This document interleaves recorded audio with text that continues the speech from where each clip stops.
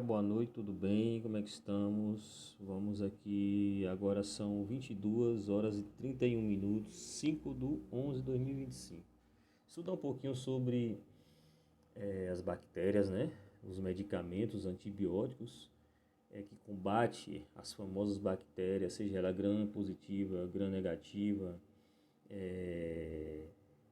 Nós demos início falando sobre a morfologia, né, anatomia e fisiologia da bactéria, e também falamos sobre a classificação dos antibióticos. Inicialmente citamos sobre os beta-lactâmicos, penicilinas, cefalosporinas, carbapênicos. Deixa eu ver qual mais aqui carbapênicos, monobactâmicos, né? Então, para quem não assistiu, os convido para assistir esse nosso estudo, que foi justamente através desta apostila, que ela é muito boa, por sinal. É uma apostila simples, porém que tem uma ampla informação para a gente, né? Então, vamos que vamos ler um pouquinho aqui, estudar, para a gente poder estar ajudando aí, né, as pessoas, os pacientes que chegam na farmácia, tirando dúvida e pedindo orientação. Antagonista do folato. Os micro-organismos também... Cadê você? Onde é que eu estou? Aqui.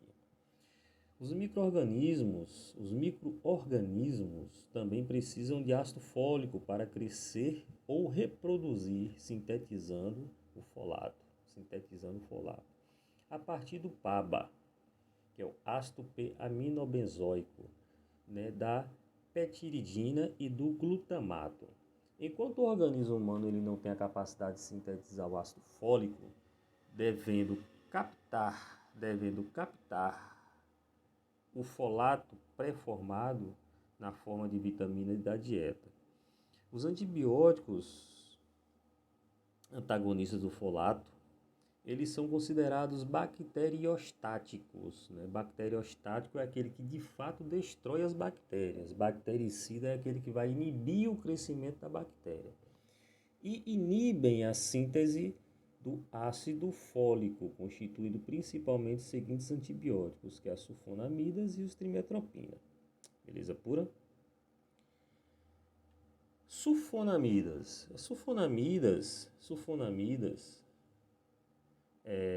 são os primeiros agentes quimioterápicos eficazes usados no ser humano para a profilaxia e a cura de infecções bacterianas, comumente conhecidas como sulfas, que apresentam semelhança estrutural, né, com PABA, impedindo a formação do ácido fólico pelo micro-organismo. Então, qual é o mecanismo de ação, né, desse medicamento, das sulfonamidas? Ele faz com que, olha só, ele diz aqui que primeiros agentes quimioterápicos eficazes usados no ser humano para profilaxia e a cura de infecções bacterianas, e comumente conhecida como sulfas. Né? Você lembra daquelas sulfas antigas? Apresentam semelhança estrutural com o PABA, impedindo a formação do ácido fólico, né, pelo micro-organismo, pois a sulfa compete com o PABA pela enzima dihidropteroato sintase e, consequentemente, inibe a síntese do precursor do ácido tetrahidrofólico. Geralmente, as sulfonamidas elas são utilizadas na forma de sais sódicos facilmente solúveis em água. As sulfas, elas são solúveis em água. As sulfas também, as sulfas mais utilizadas são as de ação intermediária, com meia-vida de 10 a 12 horas. Principalmente o sulfamectazol, que tem associado com a trimetropina, que é o Bactrim, Efectrim. A sulfadiazina também é usada associada ao trimetropin, que é o Triglobe. A trimetropina também inibe a síntese do ácido tetrahidrofólico, através da inibição da enzima redutase do ácido dihidrofólico.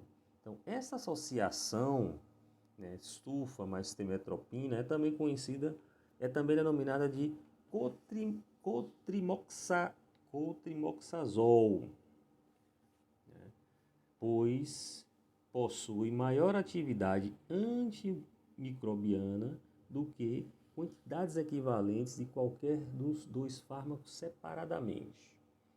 Então, a trimetropina é cerca de 20 a 50 vezes mais potente do que a sulfametazol. Entretanto, ela é observada resistência à trimetropina a bactérias gram-negativas, né?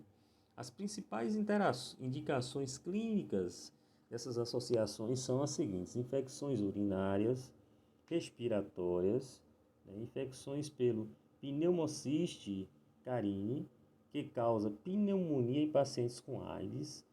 Aqui é a trimetropina que ela está falando. Então, a trimetropina ela é indicada também para o tratamento de prostatite bacteriana. Muitos antibióticos não conseguem atravessar o epitélio prostático e penetrar na próstata como a penicilina, né? E a trimetropina concentra-se na próstata, onde o fármaco torna-se ionizado, não retornando de volta para o plasma. Então ele entra não ionizado, chegando lá ele fica ionizado. Então o fármaco, quando ele é ionizado, ele não vai fazer o retorno através das membranas lipídicas, não é fato? Vamos lá. A sulfasalina é considerada como sulfonamida intestinal. É utilizada no tratamento de colite ulcerativa e também na artrite reumatoide, possuindo ações anti-inflamatórias através da inibição da enzima ciclooxigenase. As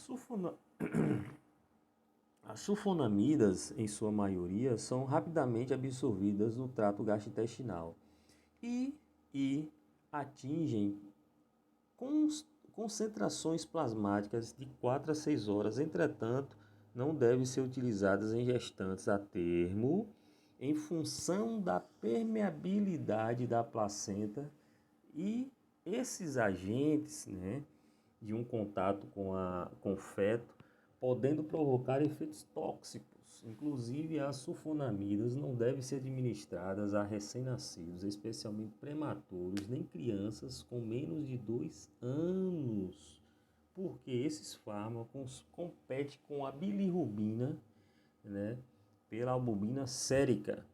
Estou aqui, ó, resultando em níveis aumentados de bilirrubina livre, o que provoca icterícia.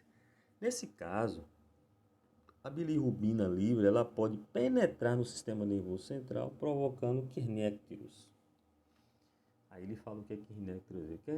Kernicterus, ele vem do alemão, que significa núcleo ictérico, constituindo um aumento de bilirrubina.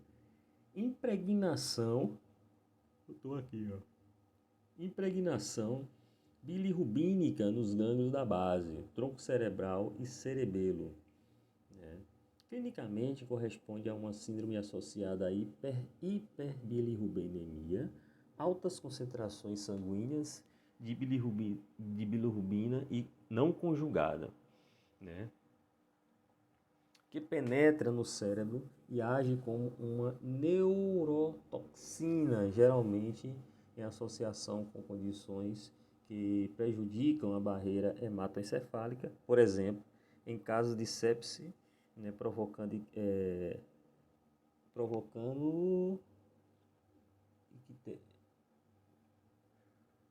palavra é essa aqui? Está meio escuro. Letargia, provocando letargia. Não está dando para enxergar, não. Recusa alimentar e vômitos, principalmente dos recém-nascidos. A seguir,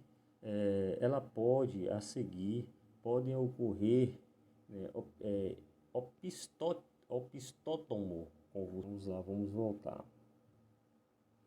Então, esse é o problema do paciente que tem esse processo, essa deficiência, né, devido à bilirrubina, ao processo de bilirrubina conjugada, não conjugada, e acaba causando uma impregnação no cérebro, né? E aí causa todo esse problema no bebezinho.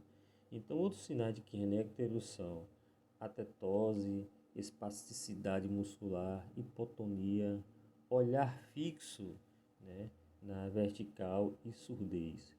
O opistótono consiste em um espasmo grave prolongado nos músculos, causando uma curvatura acentuada das costas, enquanto a cabeça se inclina para trás sobre o pescoço. Então, os braços e mãos flexionam rigidamente nas articulações e os calcanhares curvam-se sobre as pernas.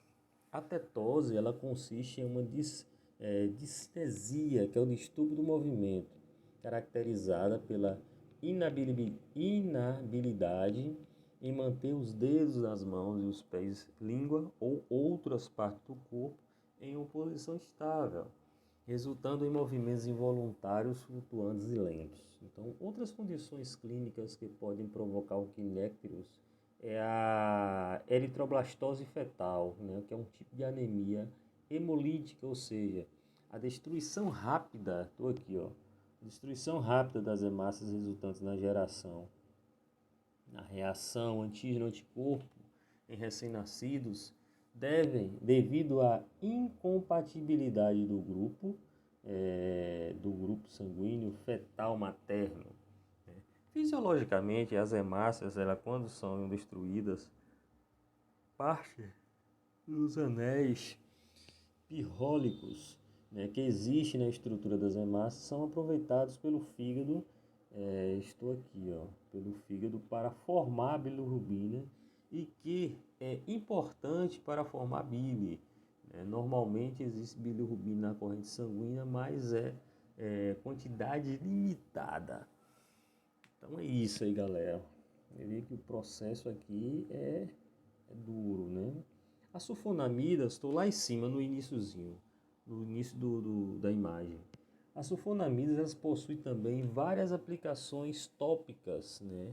Sejam em queimaduras contra micro-organismos gram-negativos, gram-positivos, como a sulfacetamida associada à trimetropina, o que é o paraqueimol, e a sulfadiazina de prata, que é o dermazine, né?